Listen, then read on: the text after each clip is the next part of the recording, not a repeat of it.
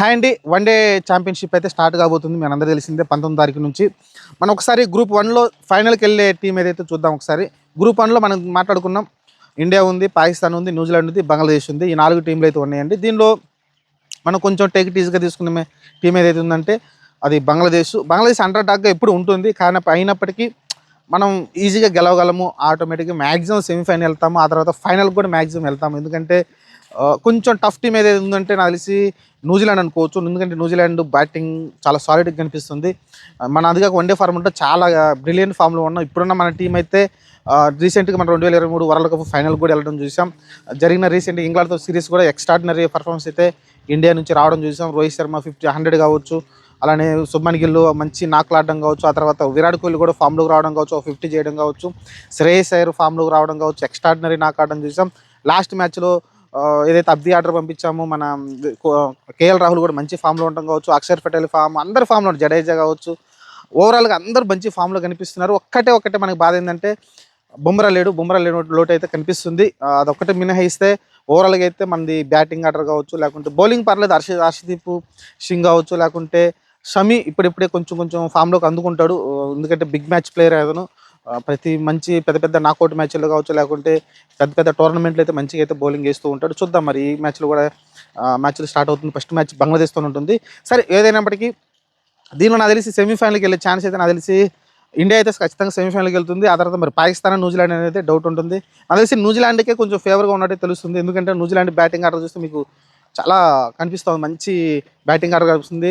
లేతం కావచ్చు, లేకుంటే మీకు మరి రచింద్ర వస్తాడో తెలియదు. ఏదైతే హెడ్ ఇంజరీ జరిగిందో ట్రై సిరీస్లో మరి వస్తాడో తెలియదు. అతను కాకపోతే కెన్ విలియమ్సన్ ఉన్నాడు. ఆ తర్వాత మీకు మిచెల్ ఉన్నాడు. ఆ తర్వాత మీరు చూసుకుంటే ఓవరాల్గా బ్యాటింగ్ ఆర్డర్ ఎక్స్ట్రాడినరీ కనిపిస్తుంది వాళ్ళదైతే. ఆ తర్వాత శాంట్నర్ ఓపెనర్ లాస్ట్లో వస్తే మీకు మంచి ఇన్నింగ్స్ అలానే ఫిలిప్స్ ఉన్నాడు మీకు. ఇలా అయితే మంచి బ్యాటింగ్ ఆర్డర్ అయితే వాళ్ళకైతే ఉంది. మంచి ఎక్స్పీరియన్స్ కనిపిస్తుంది. కెన్మామ్ ఉన్నాడు మీకు. మంచి ఎక్స్పీరియన్స్ అయితే కనిపిస్తుంది ఓవరాల్గా అయితే. మీరు ఇటు పక్క చూసుకుంటే ఇంకా పాకిస్తాన్లో అన్ని కొన్ని నేమ్స్ మనకు తెలిసిందే. బాబర్ ఆజం, రిజ్వాను వీళ్ళే మనకు తెలుసు. మిగతా వాళ్ళందరూ కూడా ఫకర్ జమాను అలా వాళ్ళు ఆడుతున్నారు, కానీ అంతగా ఇంప్రెస్ చేయట్లేదు. ఓవరాల్గా చూసుకుంటే వాళ్ళ టీం కూడా పర్లేదు అనిపిస్తుంది. వాళ్ళు కూడా అండర్ డాగ్ కింద కనిపిస్తారు, కానీ అంత బ్రిలియంట్ ఇన్నింగ్స్ అయితే వాళ్ళకి రావట్లేదు. సాయి నాప్రీత్ కూడా అంత ఫామ్లో కనిపించకపోవడం చూడాలి. మరి వాళ్ళు మన ఇండియాతో అనగానే ఒక కొంచెం ఆటవుతారుగా మనం గుర్తుంచుకోవాలి. లాస్ట్ ఛాంపియన్షిప్ ఏదైతే ఉందో వాళ్ళ మీద మనం ఓడిపోయాము ఆ మ్యాచ్లో. ఆ మ్యాచ్ తెలిసి ఐసీసీ టోర్నమెంట్లో మనం ఓడిపోయింది అనుకుంటా. ఆ తర్వాత లీగ్ మ్యాచ్లో ఎక్కడో ఓడిపోలేదు. ఆ రోజు ఫైనల్ అయితే మనమైతే ఓడిపోయాం. చూసుకుంటే ఇంకా మీరు బంగ్లాదేశ్ చూసుకుంటే వాళ్ళకి పెద్ద మైనస్ ఏం కనిపిస్తుందంటే లిటన్ దాసు అలానే షకీబుల్ హాసన్ ఇద్దరు మిస్ అవుతున్నారు పాపం. వాళ్ళు కొంచెం ప్రాబ్లమ్స్ ఉండి అది కొంచెం భారీ లోడ్ అనుకోవచ్చు. వాళ్ళిద్దరే కీ ప్లేయర్స్ ఆ టీంలో.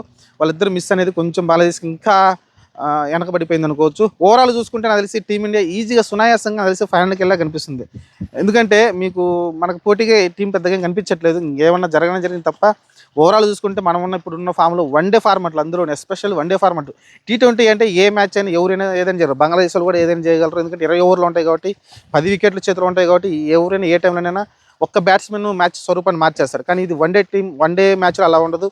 మీకు మంచి లాంగ్ ఇన్నింగ్స్ ఆడేవాళ్ళు కావాలి, ఓపికగా ఆడేవాళ్ళు కావాలి, టెక్నిక్ ఉండాలి. అలాంటి టెక్నిక్ మన బ్యాట్స్మెన్లు మీరు చూసుకుంటే విరాట్ కోహ్లీ ఉన్నాడు, శుభ్మన్ గిల్ బ్రిలియంట్ ఫామ్లో కనిపిస్తూ ఉన్నాడు. ఒక పక్కన మీకు శ్రేయస్ అయ్యర్ కూడా ఎక్స్ట్రాడినరీ కనిపిస్తున్నాడు. కేఎల్ రాహుల్ సాలిడ్ ఇంపాక్ట్ కలిగించగలడు మిడిల్ ఆర్డర్లో. మీకు ఆ తర్వాత వచ్చి అక్షర్ పటేల్ కావచ్చు, హార్దిక్ పాండ్యా కావచ్చు, జడేజా కావచ్చు, వీళ్ళందరూ కూడా మంచి సాలిడిటీ కనిపిస్తుంది మన బ్యాటింగ్లో అయితే.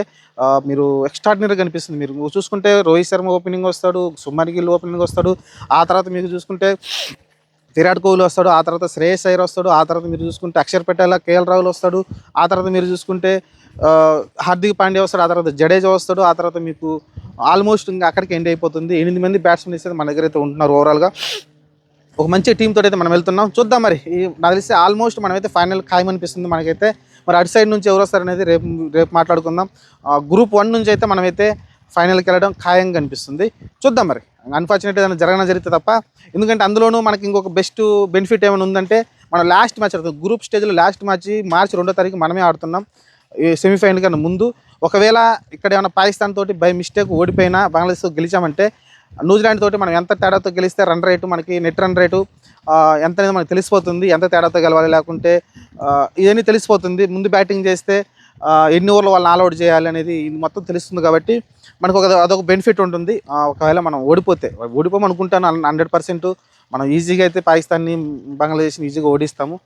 న్యూజిలాండ్తో కొంచెం టఫ్ ఫైట్ ఉంటుందని నేనైతే భావిస్తున్నా. చూద్దాం మరి ఏం జరగబోద్దో. ప్రస్తుతానికైతే గ్రూప్ 1 నుంచి నాకు తెలిసి ఫైనల్కి వెళ్ళే టీము ఇండియాని ఫేవరెట్గా చెప్తున్నారు.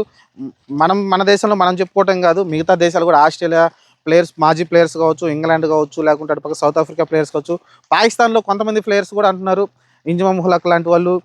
కొంతమంది అయితే చెప్తా ఉన్నారు భారత్ ఖచ్చితంగా ఇండియా ఫేవరెట్గా ఉంటుంది, టైటిల్ కొట్టే ఆ, సత్తా ఇండియాకు ఉందని చెప్తున్నారు. టాప్ 1లో ఉంటుందని చెప్తున్నారు మిగతా ప్లేయర్స్ కూడా. చూద్దాం మరి ఏం జరగబోద్దో. ఫైనల్కి అయితే ఖాయంగా అనిపిస్తుంది. మీరేమన్నారో కాంపిటీషన్లో పెట్టండి. మరి గ్రూప్ 1 నుంచి ఇండియా వెళ్తుందా, న్యూజిలాండ్ కూడా టఫ్ ఫైట్ ఉంది, న్యూజిలాండ్ వెళ్తుందా అనేది కామెంట్ సెక్షన్లో కామెంట్ పెట్టండి.